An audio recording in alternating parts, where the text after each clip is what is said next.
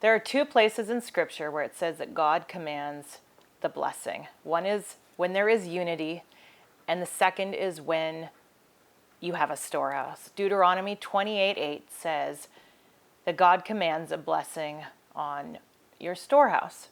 And when I read that about 10 years ago, and I got a revelation that if God commands a blessing on your storehouse, I better get a storehouse.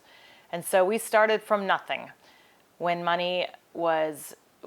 there was no money that it felt like we could even save. And I started picking up change. And I want to share that story here and how our life began to change from that point on. I want to really break this down and just talk about saving and how saving applies to building wealth in something, just in these incremental steps that open up doors to new levels. For us, as an example, I want to say it took us probably about 2 to 3 years to save our first $100,000 cash in the bank. The second 100,000 definitely came faster. And the last contract that we had with our business netted us about $75,000 profit. And that was for a 2-week period. I don't want to brag about that. What I want to do is explain that same principle applies all the way back to that first $100 that you put in the bank or that you save and squirrel away. In our early years being married, we actually really had no income to speak of. We had no steady income. We were building basically 3 businesses pretty well out of the gate. We were living hand to mouth. There was nothing saved. It was difficult. And I just remember that there was nothing to speak of as far as even beginning to feel like we could save any money. It was stressful. There was anxiety. There was discord. We fought so much. It was so difficult. And there was one issue, my husband, that was a pain point in my marriage. And that was that my husband, it seemed like wherever he went, he left change behind. Pennies, nickels, dimes, annoying change. It would fall out of his pockets in the couch. I mean, God, he left it in the bathroom, in the bed, in the truck. It seemed like anywhere he went, he was leaving money. And I was annoyed because he didn't immediately turn around and pick it up. And he had some back pain at the time and issues. So, those were a lot of the reasons he wasn't doing it. I thought sometimes he was just too lazy. He was dog tired from working. I was dog tired from having and we had a newborn baby. So this was actually now into our second year. So this was into the second year that I started doing this finally, after a year of being annoyed by it. Finally being so disgruntled with this, it was not working. I probably had a pissy mood trying to get him to change and pick his money up and, be respectful. And finally, I just knew I had to go about a different route, and I knew we needed to save, and he was doing what he could. And I just finally realized I needed to take this pain point and make it my, that maybe this was our way out.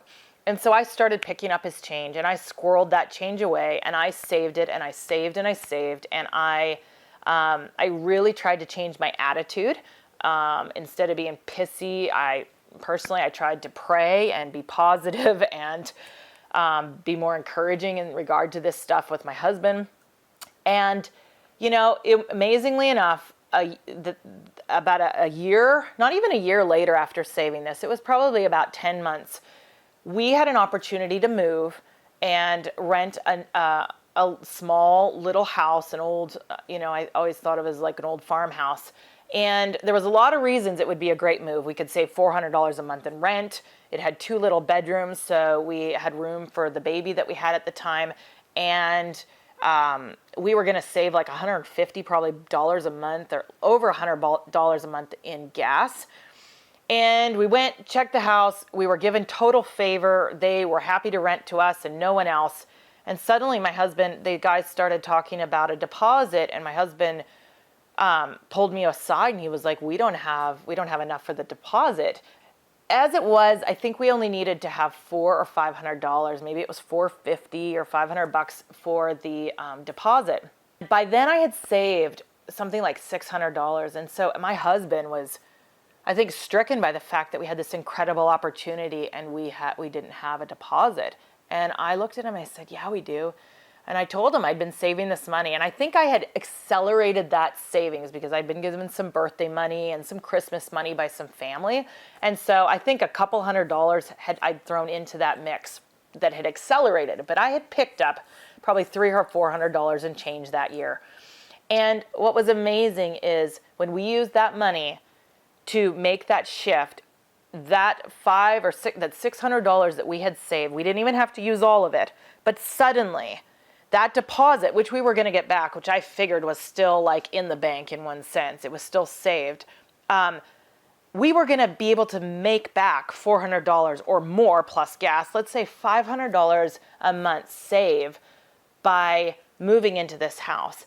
And so by saving that first $500, now suddenly, it took a year to do that, let's say, and suddenly we could save $500 every month moving forward.